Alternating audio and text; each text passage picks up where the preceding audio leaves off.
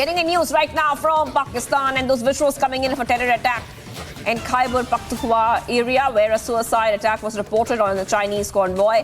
Now, we know that 5 Chinese nationals have lost their lives in this, as per officials. This attacker rammed a vehicle full of explosives into a Chinese bus. I just want to go across to my colleague who's joining us at this point of time.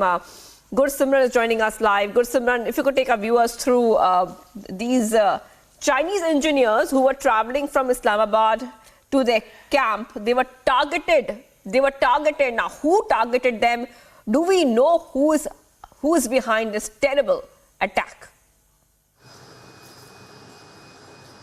See, what is as being told that there might be some rebel groups that are active in the Khyber Pakhtunkhwa area that are behind this attack, but no confirmation has come so far from the police officials. Now coming to the incident has been reported today afternoon in the Bisham area of the Shankla district of Khyber Pakhtunkhwa when a vehicle carrying 6 persons, including the Pakistani driver and 5 Pakistani nationals. This was a digital system vehicle that in which they were traveling from one of the forward locations, their remote locations towards their camp when it was targeted, and a vehicle that was fitted with the improvised explosive device. They rammed into the vehicle, the digital vehicle of the Chinese nationals, and in which a total of 6 people, including 5 Chinese nationals, have been killed.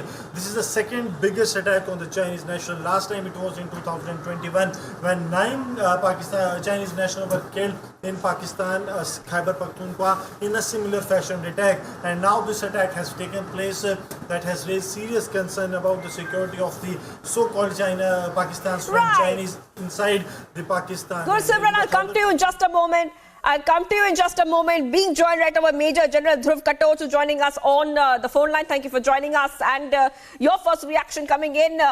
Now, we see that they're back-to-back attacks, but it's very surprising that there could be an attack on a Chinese convoy, given the fact that Pakistan and China are usually on good terms, especially when it comes to business and economics. Your first reaction and analysis of this? You see, very frankly, I personally am not surprised that the Chinese have been attacked.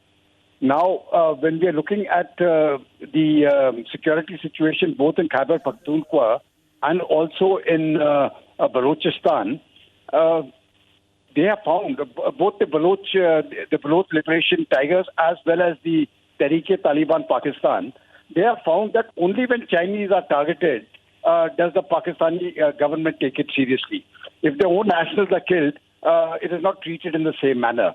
So I think there has been a concerted effort on the part of terrorist groups within Pakistan to target the Chinese, because besides other things, they have taken over a large part of the area, and both in Khyber Pakhtunkhwa and in Gwadar, where they are building a port.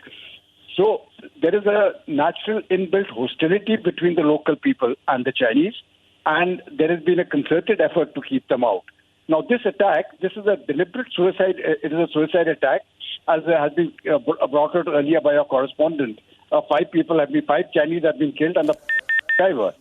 I don't think this has been done accidentally. It is a very deliberate ploy to convey a message both to the Pakistani government and to the government of China that they will continue to be targeted. Just one additional piece of information. You know, for many years now, Pakistan has created a special force to protect all the Chinese there.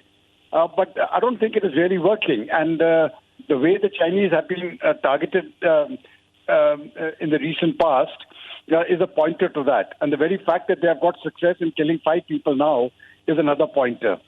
The security situation, in my view, is deteriorating very, very badly in Pakistan, especially as this attack comes, very, very soon after the attack on the naval base, and which is the second largest in Pakistan. So I think as far as the security situation is concerned, I think it is going to become more problematic than what it is now, and it will also lead in a certain measure to political instability in that country. All right, thank you for joining us here, Major General Katoch, defense expert. I just want to go back to Gursimran, who's joining us back. Gursimran, just go ahead and take us through what you were saying.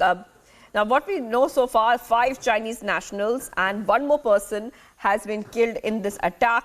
And we also know is that this area has been quite susceptible to attacks in the past. Take us through what we are learning coming in, Gursimran.